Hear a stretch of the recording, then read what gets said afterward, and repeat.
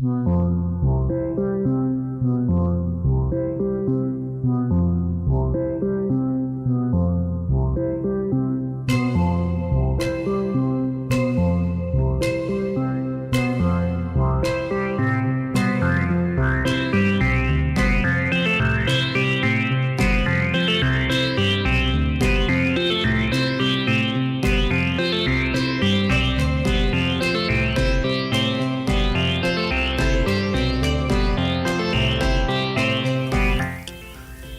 bureaucracy's basement to your ears, this is the weekly meeting of the Queen City Improvement Bureau. Each week, the dedicated staff of the Bureau meet to file recommendations, make reports, and survive on water that drips from the boiler pipes into our open mouths as we sleep on beds of dot matrix printer paper.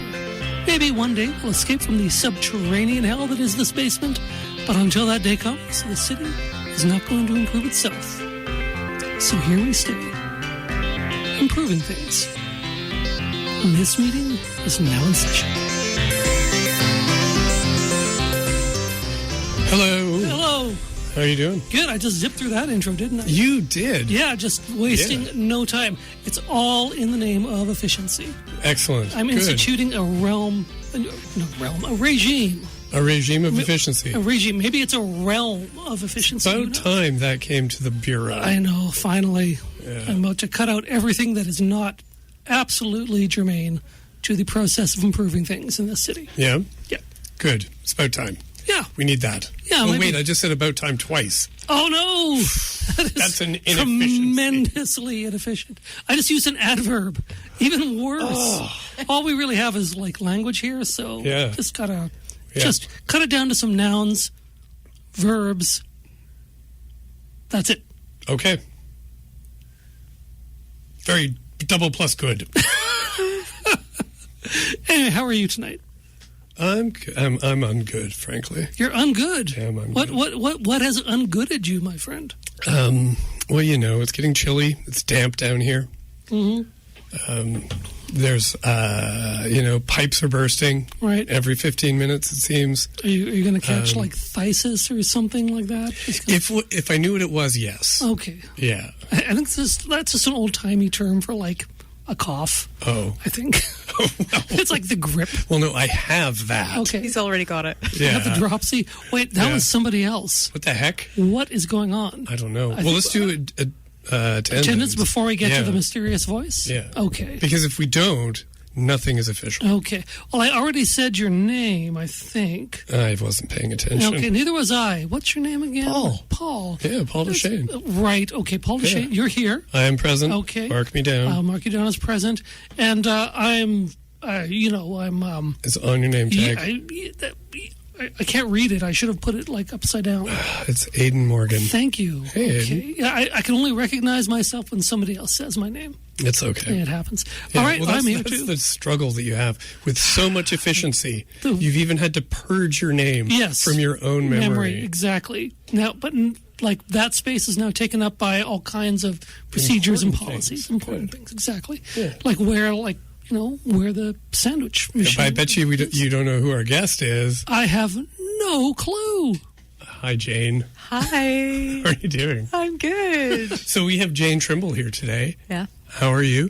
I already asked you that. Gosh, I'm inefficient. I know. So you're from the Empower Women show. I am. On AccessNow Television. It is, yes. That's brilliant. Yes, AccessNow Television and Rogers Television. Yeah. Airing throughout the province of Saskatchewan. Yeah. And, it's... Do you know when? Yes. So like if people want to tune in? Yes, so it lives forever on YouTube, on our YouTube channel. Nice. But let's see, Saturday mornings, I believe it is, on AccessNow TV. And then on the Rogers TV cable network, it is Tuesdays at 7 p.m. Or every day, I think at 9 a.m. they run an episode as well. Yeah. But yeah, so lots of different places. So what do you guys talk about on the Empower Women show? I'm assuming it has something to do with, efficiency? Women? Oh. Everything should deal with efficiency. Agreed. I like that I've set the tone right away. There's a theme here. Yeah. I picked up on that from the very beginning. Yes, we talk about all things women. So fertility journeys. Yes. Financial literacy, I love talking about. Let's see, healing journeys. Yeah. Like growth, inner growth.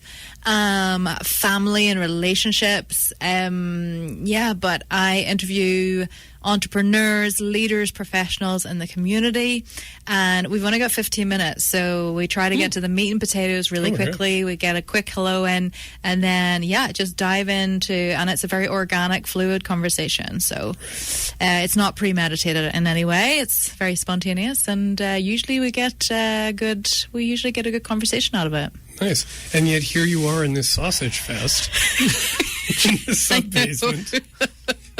I know. I emailed Joe. I was like, those guys, I need to get on this show. Talk about what women are doing in the city. Well, we're curious. Yeah. We don't leave. We don't know what anybody's doing in the city. So, any news we get is good news for us. I love it. I love it. Yeah. You mentioned before we got started that you just finished a cross-Canada trip even? That's right. We took the show across the country. So my vision was always to interview incredible women across Canada. We started in Saskatoon. The first episode was aired in April of this year. And then I was like, I'll just reach out to the Rogers TV studios across the country in each province and see if they'll host us. And so we connected with all of them. Got all the guests, wrangled all the guests together, and so this last October we went from Ontario all the way over to BC. We got 60 episodes in the can, and that's going to be season 2 airing in 2026. Nice. So you can just basically sit back now. Yeah, I get to just watch it all and have fun. No, now it's really about getting the word out there. So we have a social media marketing team. We got a Google Ads specialist. We're actually looking for sponsors of the show. So I'll take a moment to plug that. Okay. So anybody that's interested in sponsoring the show, to get in touch with Lisa at theempowerwomenshow.ca. Nice. And so we're hopping on calls with anybody who wants to get word out about what they're doing through the show. So you have a social media team. We do. We're very efficient. Do we have a social media team? We have some paper clips and a mimeograph machine as well. I don't know you can make copies with that. We can make a zine. Ooh, yeah. Yes. Yeah, maybe we could distribute it in communist bookstores. Sure, if there's any left. Yeah. That's right. Okay, well then, what kind of stories have you been telling most recently? Like, what was a story that you've really connected with? Yeah, well, something that is happening right now that's really exciting is that, the budget has just been released for 2025 from the Canadian government, and a large part of that is going towards funding for women entrepreneurs.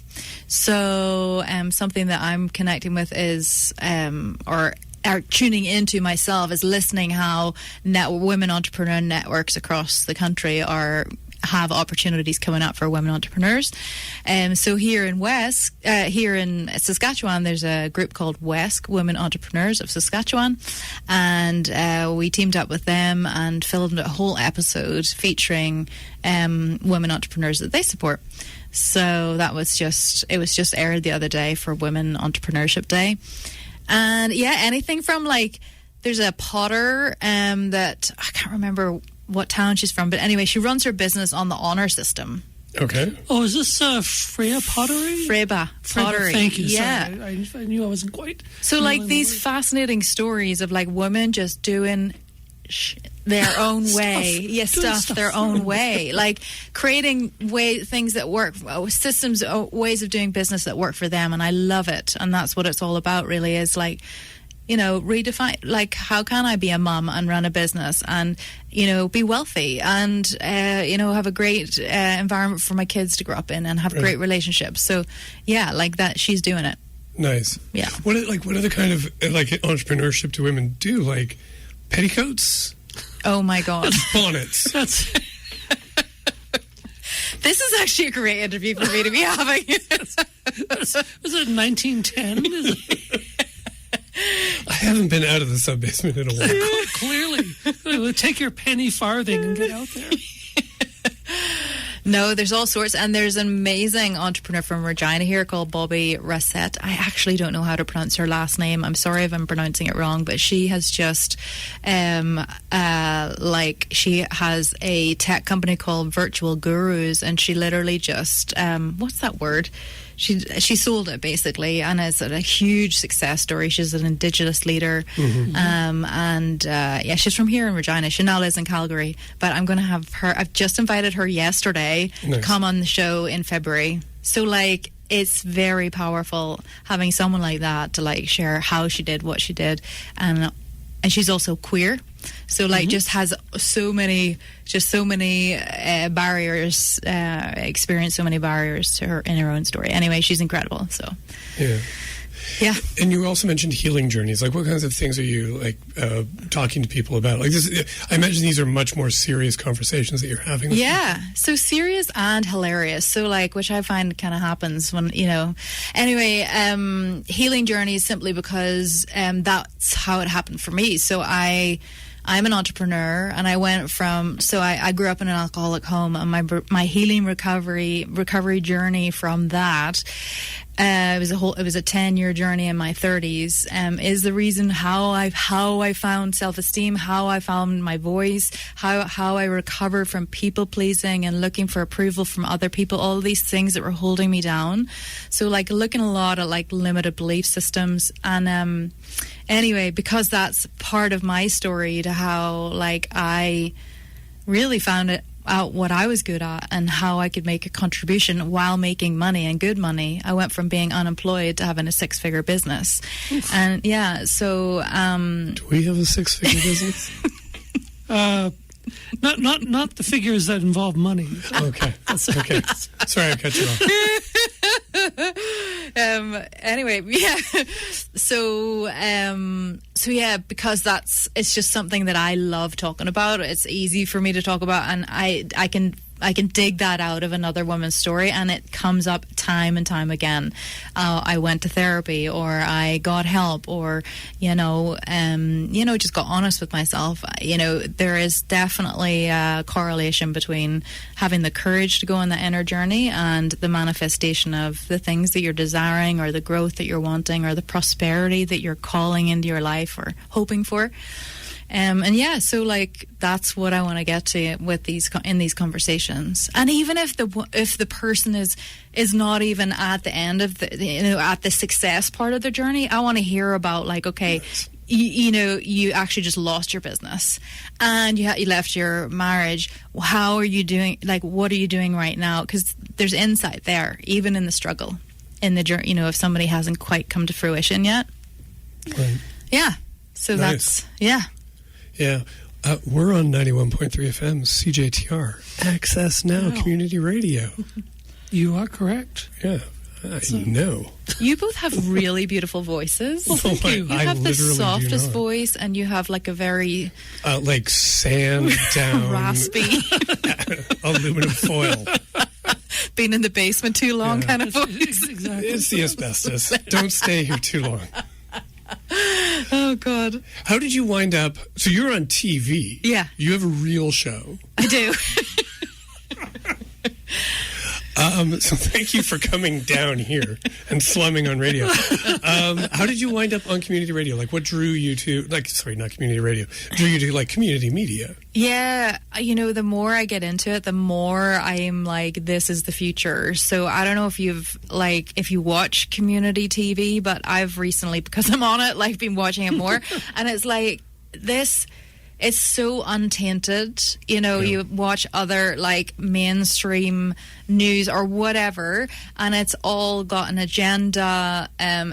You don't know if it's the truth or not. There's so much truth in community radio and TV, and that's what I don't even watch regular news because it does not have the frequency of truth, and I can't stand that.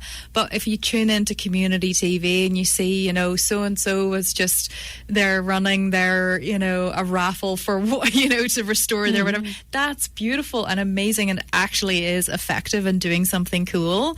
And so I'm just a huge fan of community TV and radio, and I'm really grateful that my show gets to be broadcast on that. Something that I always sort of say, and I always say, like, the beautiful thing about this show is it goes out to harder to reach rural, Indigenous, intersectional communities, and is getting, good news out there and like stories that are hopefully inspiring. I think that's something that is quite unique about this type of radio and then the type of TV that my show is on.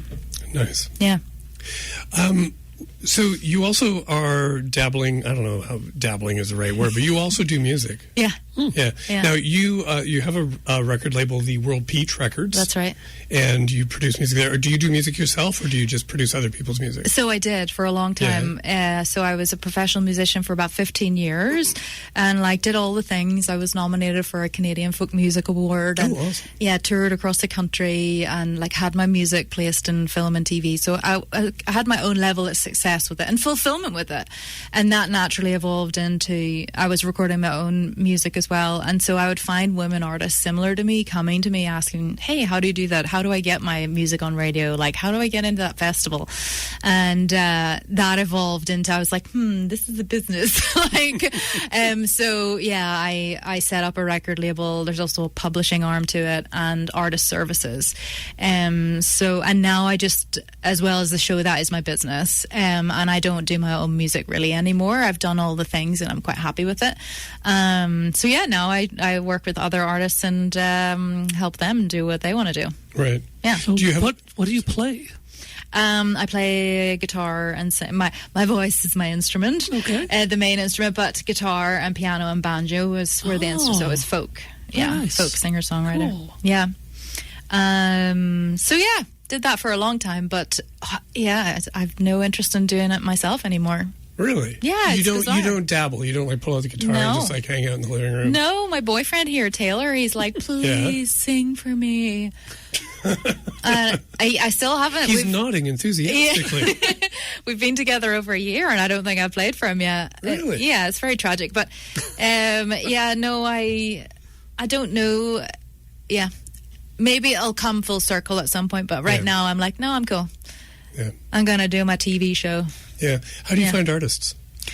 Both I find them and they find me. So, it's just I know a lot from when I was a musician myself, and then I'll get referrals. People will say, hey, reach out, it's a record label for women. So again, there's just a bit of a niche, more of a niche there. And so just being out and about in the community a lot, honestly, on social media as well. It's a huge part of how business is done now. And so, come across people online, or they'll come across what I'm doing. So a lot of word of mouth. Who's got stuff coming out now? Okay. That you want to promote? I do. I really want to promote an artist that's from here. Yeah. Originally, she's called Moira Chikailo. Okay. Originally from here, now lives in Vancouver, but she is a prairie girl through and through. She's a singer-songwriter, and I don't know, I think she's in her mid-50s. I'm very sorry if I've got that wrong. And when she does listen to this... 22. Yeah, I know. That's so awful. No, anyway. She's retired. And, no, she's not retired. Anyway, later in life. And she is just the most profound, poetic, heartfelt...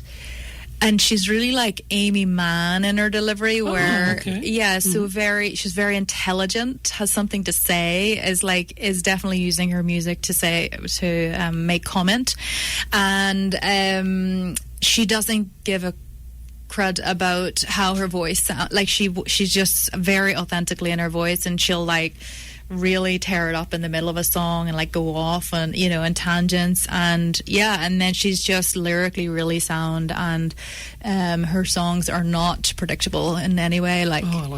She's very, very cool. She just got selected for something called the Elevate music project in Vancouver. So she was selected out of artists throughout BC to be in this showcase. So she's doing that next week. Right on. Yeah. So yeah, we're currently rehearsing for that and preparing for it. Brilliant. Yeah. That's awesome. Thanks. Well, pass our congratulations on to her. I will. Yes. Thank you.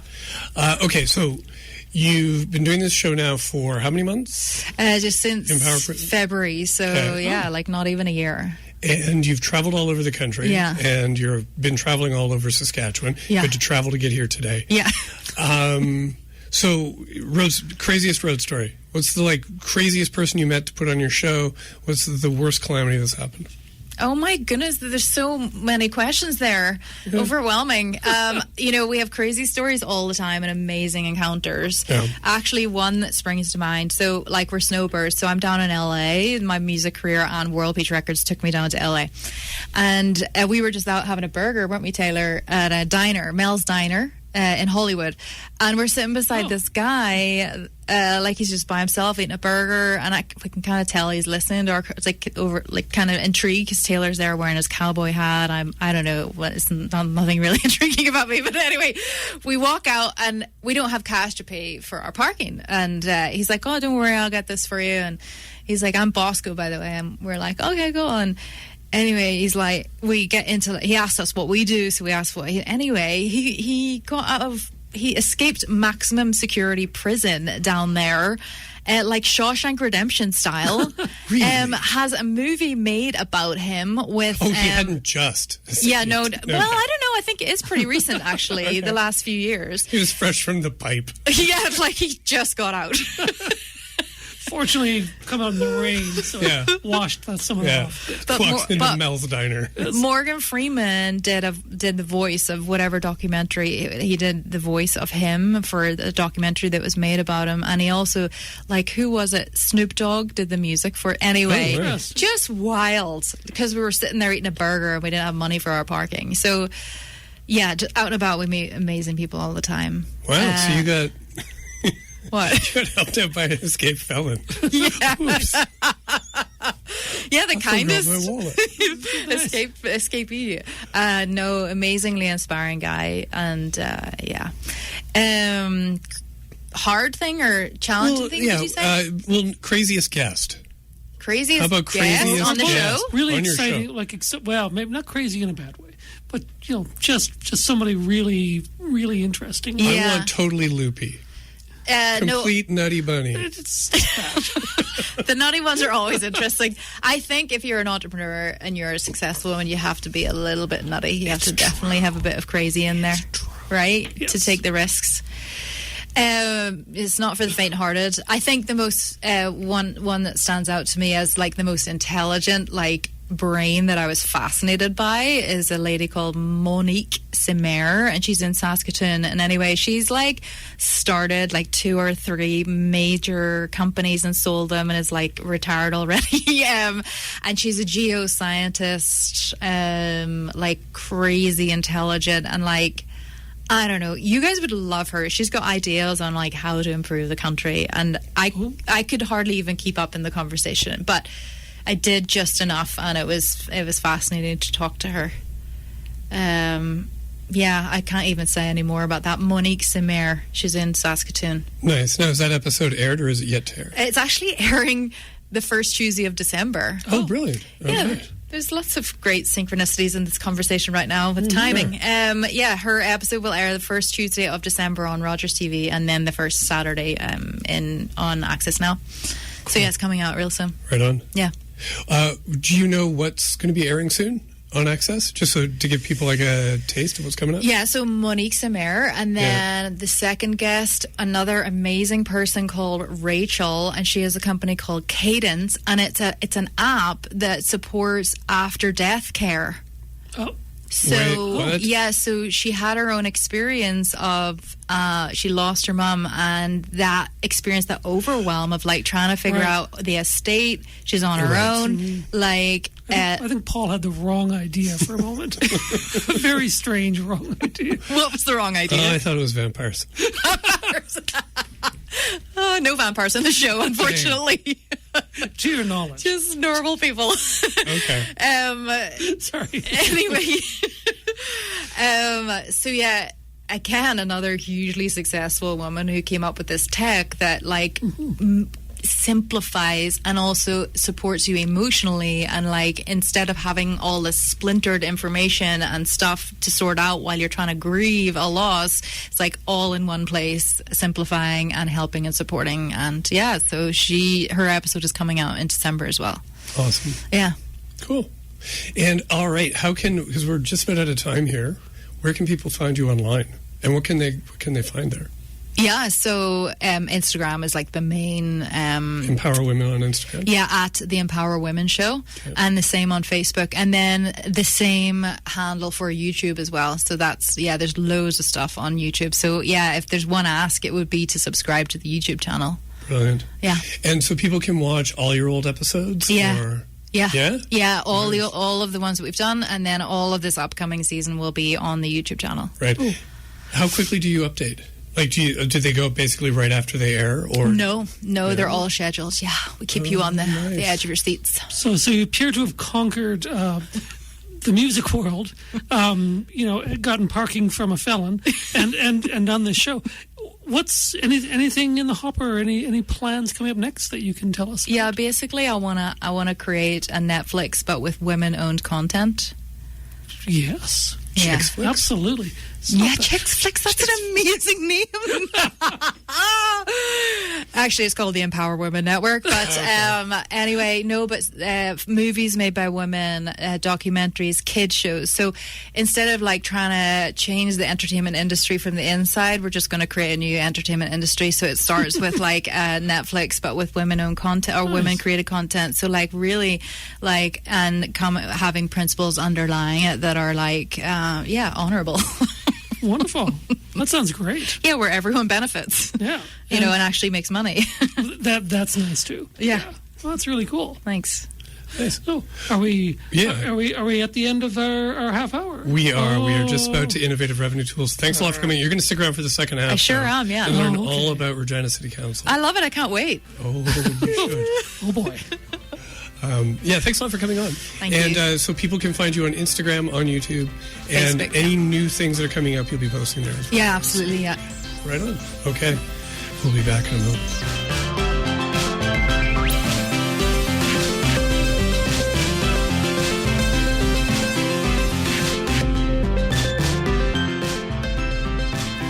And we're back from Innovative Revenue Tools. So innovative. Always. So tools. Yeah. Yes. Aiden. Yes. It's that time of year again. I love this time of year. That's why I decorated the basement. What did you decorate it with? Like the fragments of my rage over the budget? What? Yeah. Yes. Yeah, that's right. It is draft budget day. Great fun. You're not as excited as I was? It dropped today at noon. Okay. And what have we got for 730 pages? And we're going to read them all out for the audience. Settle into your easy chair, folks. Right. Get your popcorn out. Get your popcorn. That's right. Yeah. And your ketamine, because it's time for the budget. Oh, man. So, yeah, it's 700 and something pages. And it's a new budget process this year because we have a new chief financial officer. He did do the last budget, but this is the first full year budget that he's been involved in. We have a whole new council pretty much. And so they put out this whole new budget document. I've never seen anything like this before. It is not the most user-friendly budget that the city has ever made. But you probably want the highlights. Yes. Everybody wants the highlights. We want the highlights. Yeah. Yes. Okay. Hold on to your hats. Because this is a highlight that might warrant hat holding. Okay. You could lose your hat from this. I already have. 15. And my hair. 15.69% mill rate increase. Is that actually what we're going to be getting? That is what we've been handed, yeah. So, okay. Remember the days of like 0% mill rate increase? Right. Remember those days? It's not this year. No. Okay. It's fascinating because last year's mill rate increase, which was the highest in a decade, was 7.55. So this is more than that. Yes. By a fair bit. By about a multiple of 2, yes. Yeah. Yes. And typically, what happens is in the fall, right? Like in September, you get a budget projection. And it usually says, oh, we're going to have to raise the mill rate by 12%. It's crazy. And council says no. And administration goes back, and they come back with 3. Yes. Right? They didn't this time because they'd come with 13.8 in the fall. And now they've come back with 15 points. What did I say? 15.69. Mm-hmm. So they've gone up. That's never happened before. It always goes the other way, Aiden. Yeah. Yeah. Yeah, I bet. I hope this council enjoys being the most popular council ever. Wow. So 15.86. What this translates to is $33 a month more for your average household in the city. Not cheap. Yeah, and there's also an option in here to raise that to 18.95%. Because you know how, like, during the whole budget process, the test meetings that they had in September and October, council was like, oh, we want to do this, and I want to do this, and let's hire these people to do this. Yes. Well, so there's this whole list of, like, new things in an appendix that we could add on to the budget that would bring it up to 18.95% mill rate increase. You know what? I don't think people are going to go for that. I think they're going to be a little annoyed. I think they'll be a bit too far. Although I do agree with the idea that we should have good services, and I'm happy to pay for good services. But I think that a lot of people would not love a mill rate of that increase. Yeah. And this, to be clear, though, this does include the police budget and others like partners like the library and Real. So this isn't often like the mill rate increase that you get from the city when they say it's 3%. It's just the city ask. It isn't all the other service partners that gets added on later. So, it is nice of them to bundle them all together into one number this time. What else do we have here? Oh, yeah. Oh, gosh. The utility rate increase, 7.82% as well. So, again, another that's not historic. We've had 9 and higher. Yes. But that's still quite big considering everything. The thing that I find fascinating about this, though, is that I'm going to try and show you this. I can't, because this being radio, we're not on TV like Jayne. No. So there is but we do have a music publishing arm, so. Yeah. Yeah. Soon. It's mostly me trying to whistle, but there's a demand for that. Yeah, I'm not too good at it. Administration included a slide deck. So normally we get this slick executive summary. This is why the budget is the way it is. Yeah, with the visual identity and everything. Yeah. The kids are calling them slide decks now. Back in my day, they were transparencies that you put on an overhead projector. But now it's a slide deck. And one of the last pages, you get this, and it says forecast, not proposed budget. Yeah. And then it says the 15.69% mill rate estimate includes the operating budget, capital budget, and service partner funding requests. And then at the bottom of the page, there's a little homework task for City Council. So we know that this slide deck was presented to City Council at some time recently, and it says, Council's task. Use this estimate as a baseline. Decide which projects and services to fund. Determine funding levels and priorities. Why did they leave that on there? It's like a little assignment. Yeah. Well, so I saw this and I thought, okay, I'm going to turn the page and there's going to be some well-considered options, right? Of course. There's going to be some, option A, you could cut this, keep this. Option B, cut this, keep that. Because that's what administration has always done. Exactly. They've provided options. So I would turn the page expecting to see more stuff.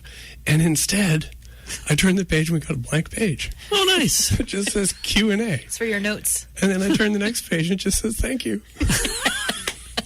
Because I don't know if you remember. I thought it would just be like a little gif of a tire fire burning endlessly. Yeah.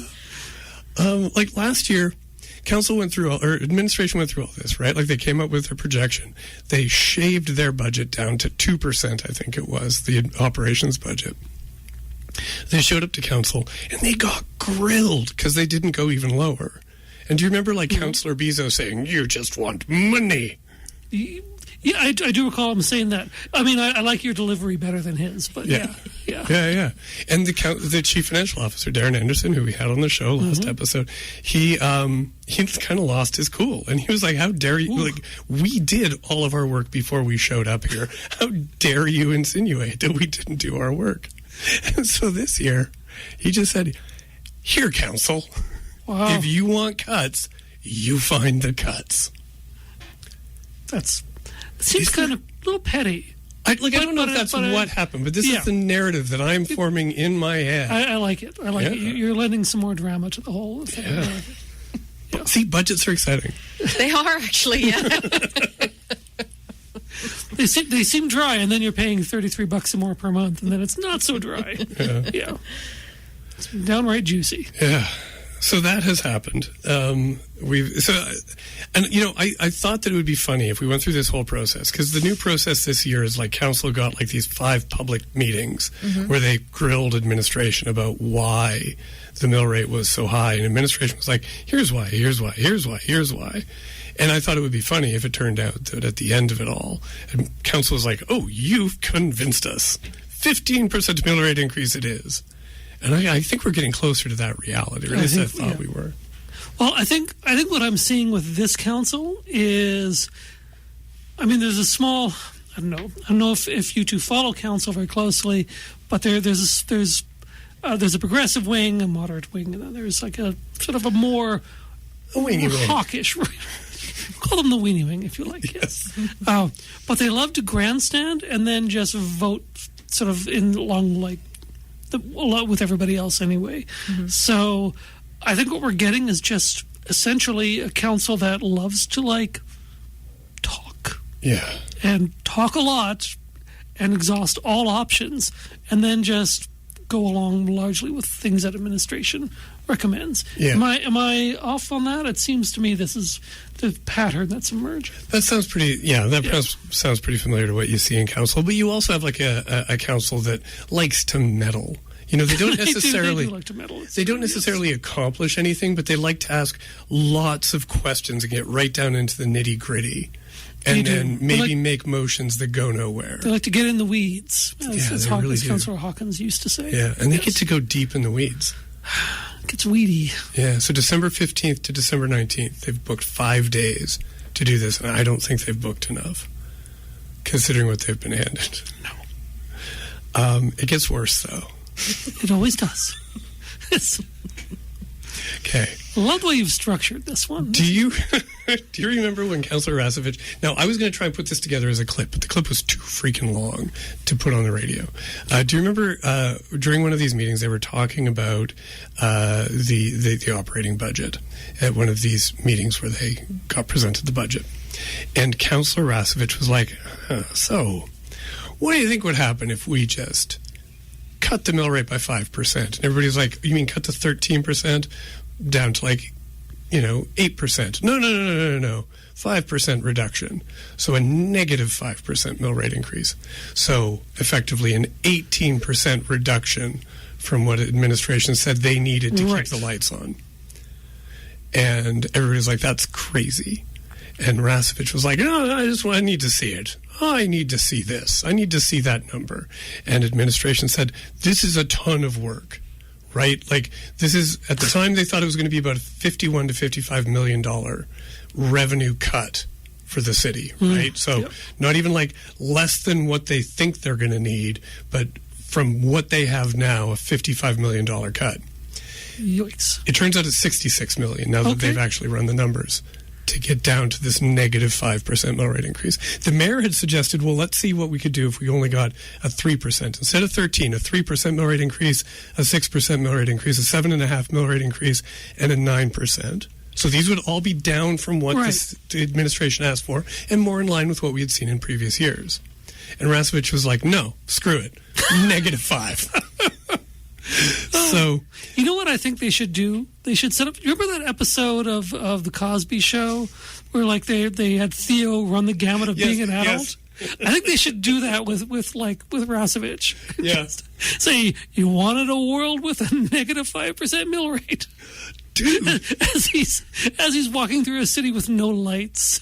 They actually did that. What? Yeah, they did. Now, well, it hasn't been the live show hasn't happened yet. Okay. Like, he hasn't actually had to live it, but they did. They had to because they got this request. They had to put together a report that shows what cuts are required to get to a -5, a $66 million revenue reduction. What do they just knock down buildings so they don't have to service them? What do they do at this point? Yes. Yes. So it's 14 pages of cuts in like 8-point font. Right. And I've been listening at the vents, and I know that city staff are seeing this as well. And they're looking through these 14 pages of cuts, and some people upstairs are going, my job will get cut if this happens. Yeah. My entire department will disappear. Right. And so managers upstairs are going around saying, this is just an exercise. This is not necessarily happening. I'm sure that makes the staff happy. So I think it's safe to say there's been a bit of a hit to the morale upstairs. Don't worry. We're safe? Queen City Improvement Bureau not mentioned. Oh, excellent. Yeah. Okay. Yeah. But in these 14 pages of cuts, okay, I should go through a few of them I've marked because they are awe-inspiring.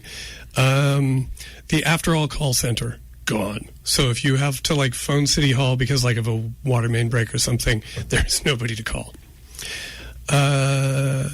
Reduce funding by 50% to EDR, reduce funding by some undetermined amount to Regina Exhibition Association Limited. Oh, boy.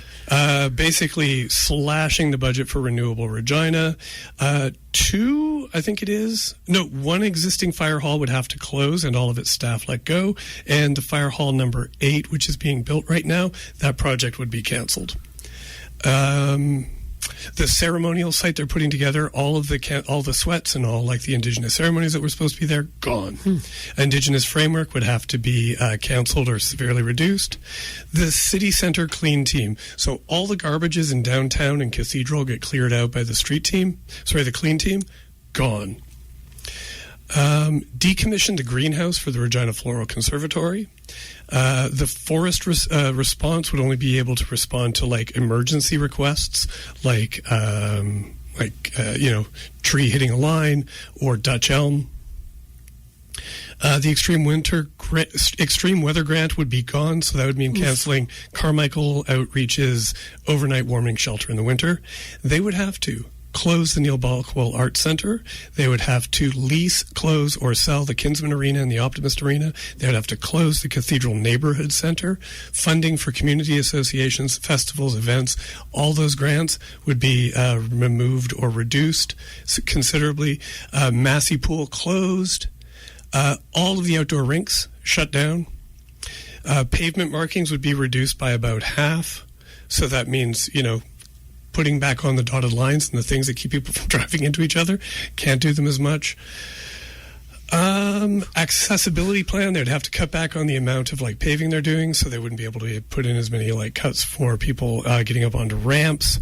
The pavement patching pothole programs would be rolled back. Snow removal would have to be rolled back. So it is, and then transit, massive cuts to transit.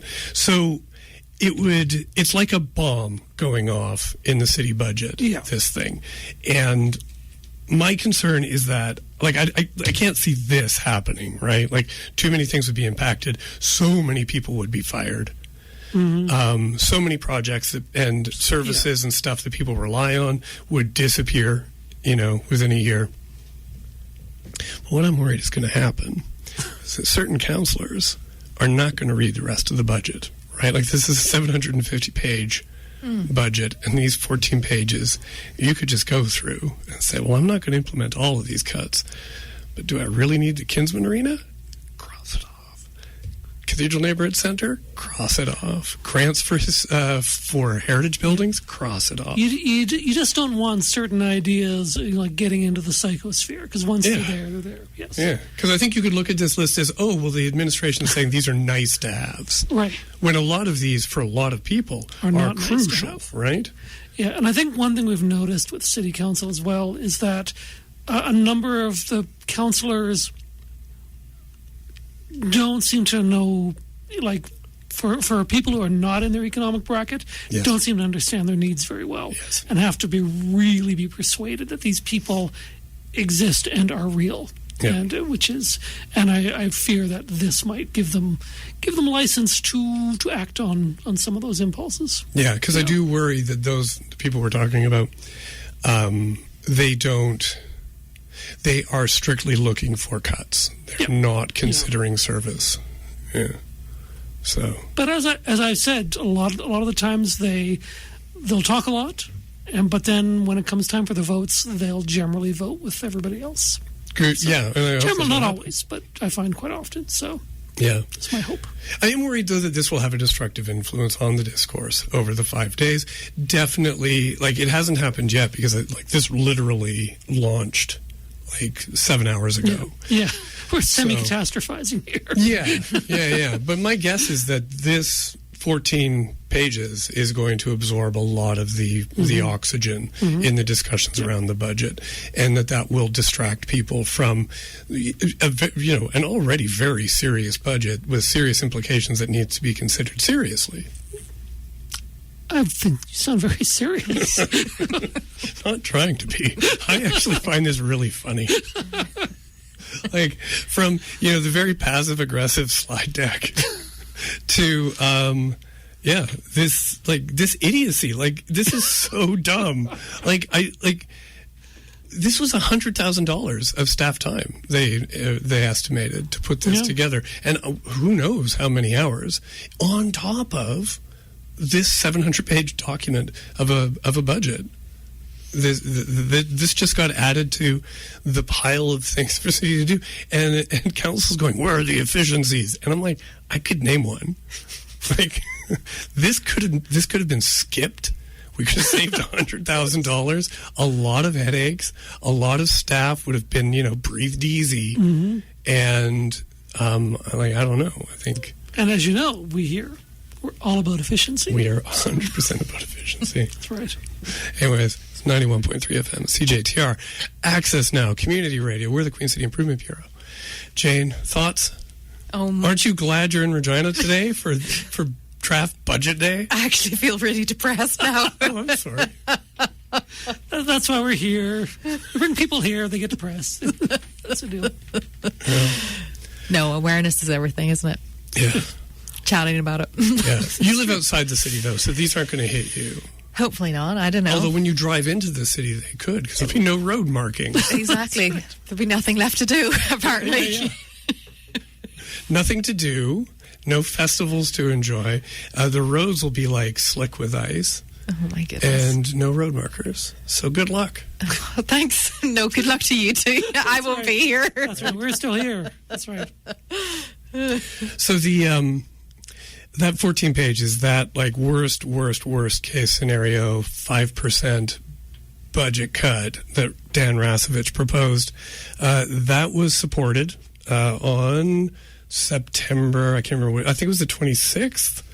So it was Councillor Bezo voted in favor, Councillor Burton voted in favor, Rashovich, of course, the mover, voted in favor, Radons voted in favor, really? And Sickless and Fro voted in favor. Interesting. Yeah, so that's how that got through.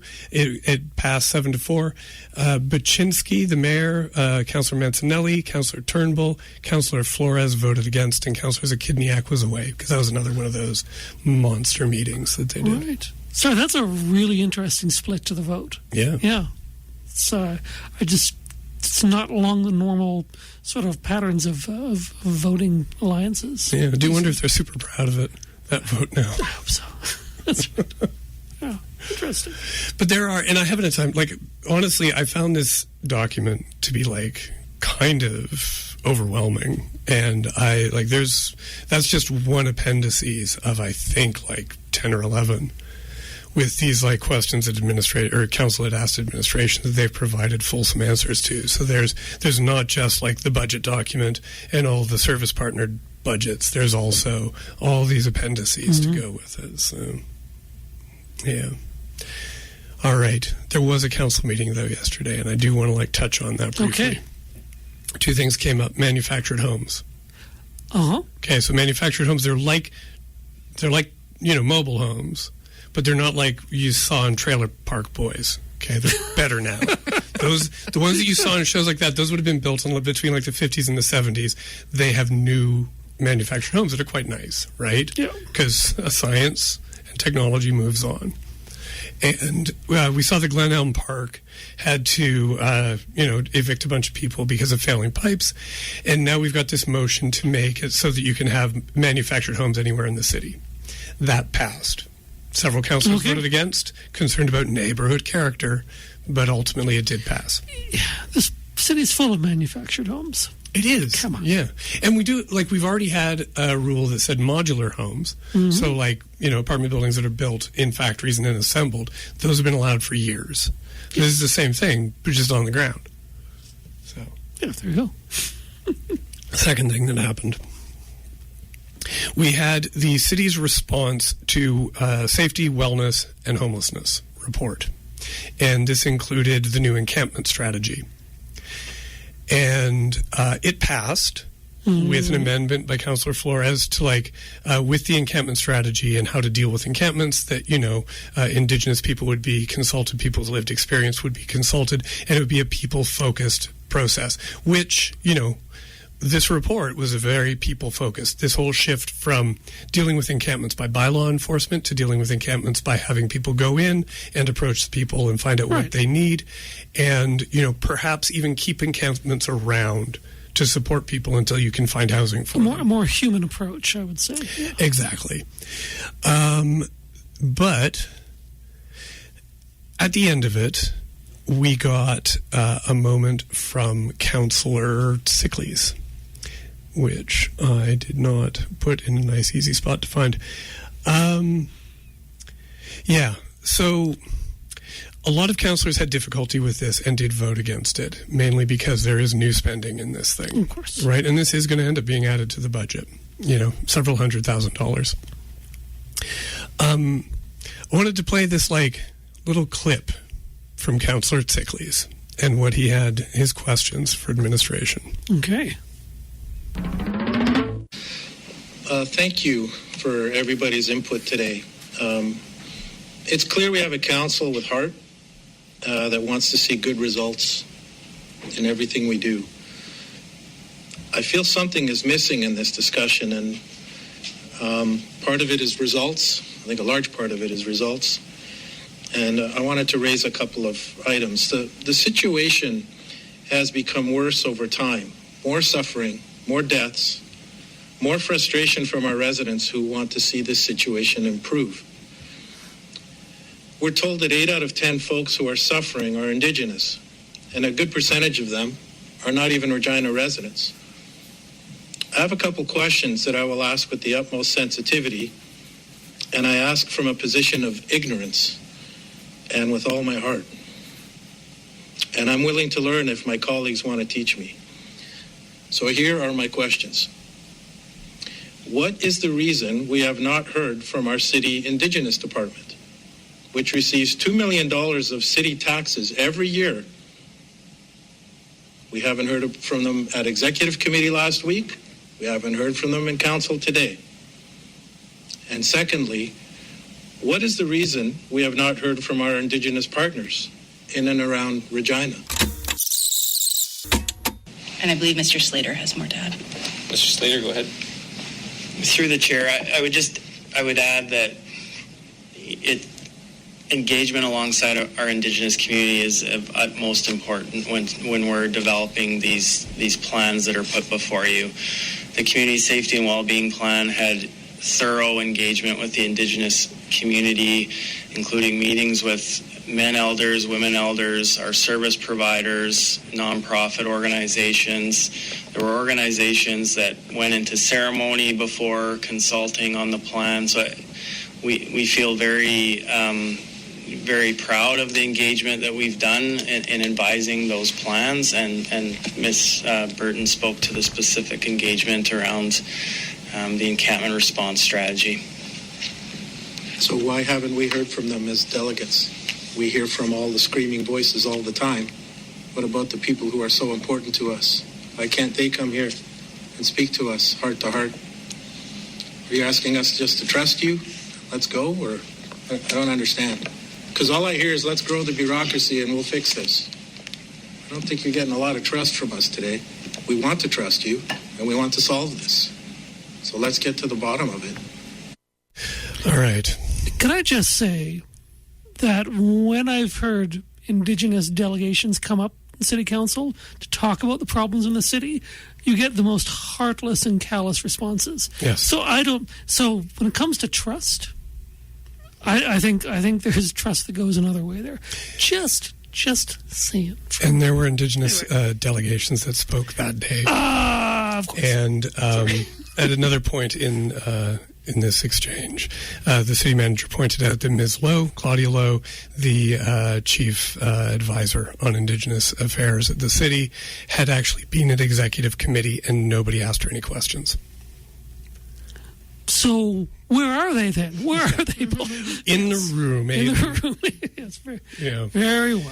Okay. Yeah. So it was another frustrating instance where, an interesting question, why don't we hear some more from these people, turns into one of the most colonial responses I think I've heard from this council. And once again, blame for situations being thrown at administration's feet, and a councillor saying that they do not trust administration to accurately reflect community consultation and community conversation that they've done, which, again, morale kick in the arse upon morale kick in the arse. Mm-hmm. So, anyways, we're so close to out of time. We're very close to out of time with that highly inflammatory bit. Sorry, I have just completely absorbed this second half. Yeah, sorry. Thanks again for coming in. My pleasure. Thank you for having me. Yeah. It was very nice of you to sit here. Yeah. And I hope you enjoyed yourselves. We did. Thank you so much. All right, but we should probably wrap her up. We should. Should we move to adjourn? I would second that motion. Okay, well, motion is passed. You've been listening to the Queen City Improvement Bureau on 91.3 FM, CJTR, Regina Community Radio, or it's AccessNow Community Radio, it is now called. Before we completely go out, don't forget the AccessNow Radio Fall 50/50 is on. Tickets 1 for $20, 5 for $40, 10 for $50. The pot right now is around $3,000, so you can win $1,500, which is pretty fantastic. Get your tickets now, accessnowradio.ca. Stay tuned. Anyway, that's all for this evening, and thanks to our guests. It was very fun to have you on. So thank you. It was great.